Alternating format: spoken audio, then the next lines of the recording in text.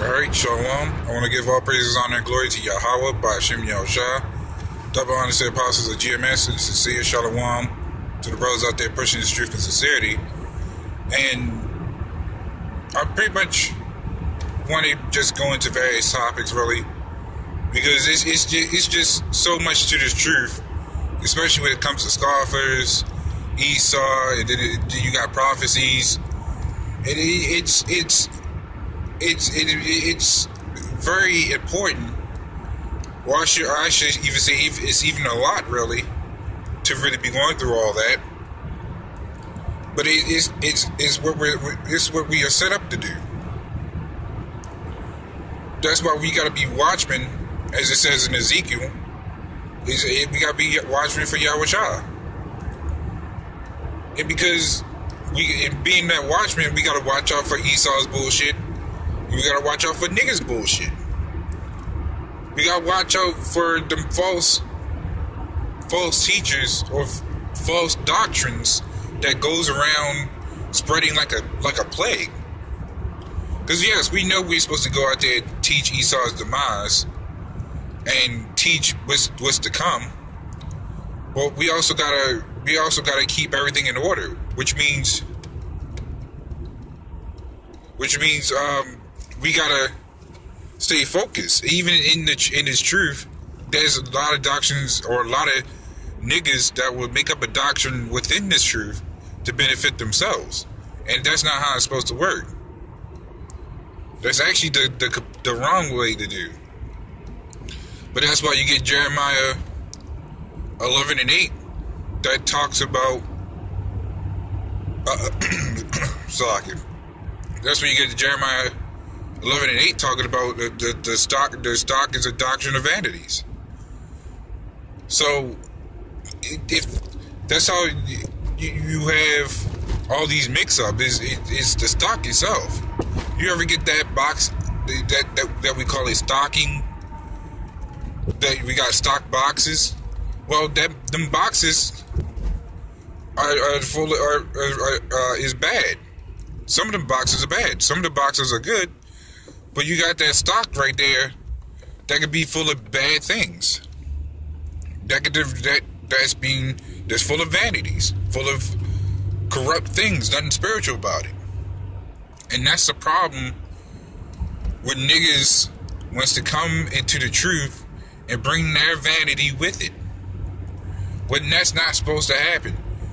Yes, you will have some parts of the world on you, but you're not supposed to bring 100 or 100 or so, yeah, I would say 100% of that folly into the truth. Because knowing Jake, they're going to hide their true intentions. So they'll make it seem like they are brothers, and the whole time they're not. They're just playing the act, just like Esau. He plays an act too. Doesn't he walk around smiling? That he looks at us as with a good so-called good morning look, saying good morning and all this good shit, knowing full well in the back of his mind he wants to backstab you. It's the same thing with these niggas, even though niggas are more straightforward with it, but it's the same thing in its truth. That niggas do the same thing as Esau. They'll play the act the whole time.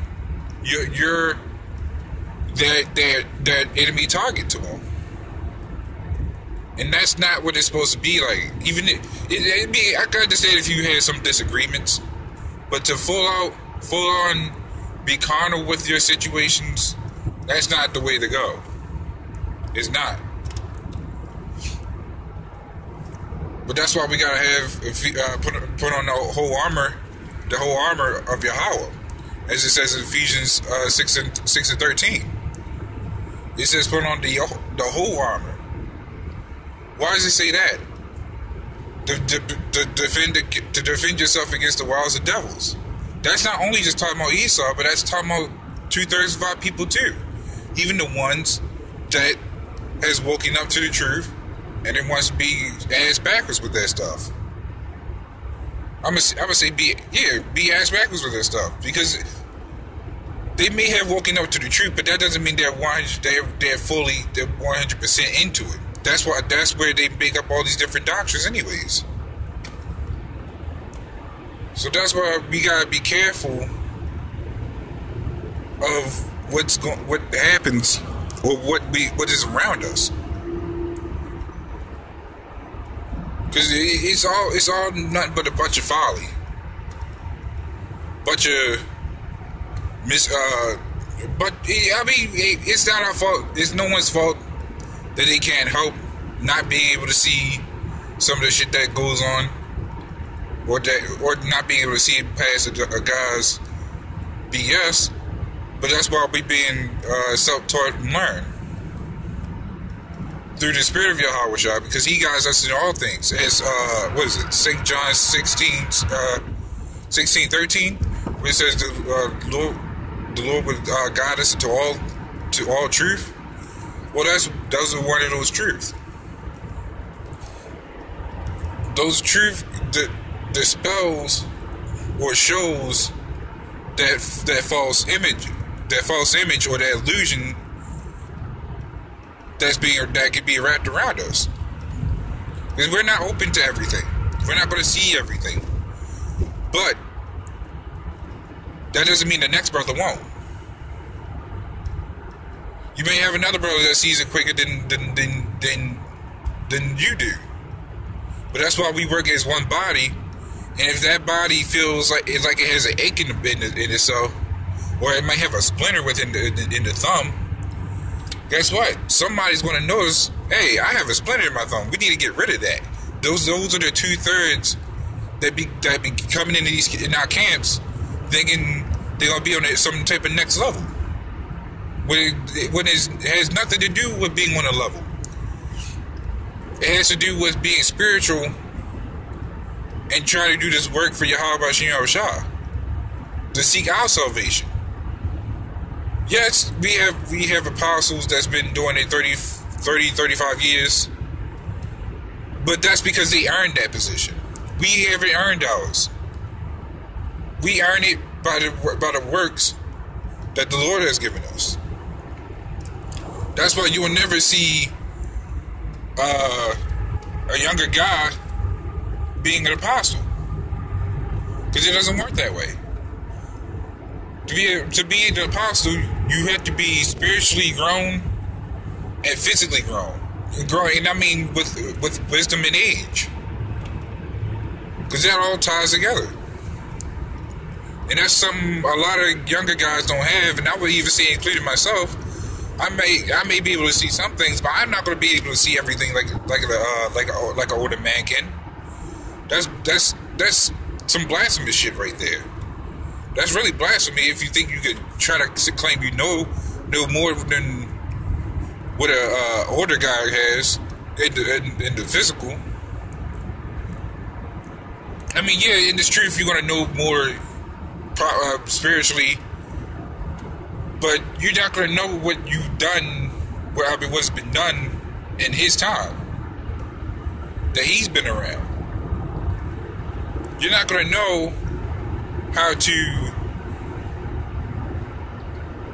spiritually put that world into use when it comes into the truth.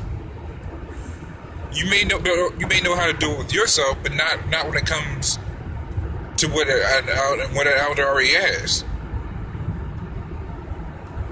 But that's where we gotta remain spiritual.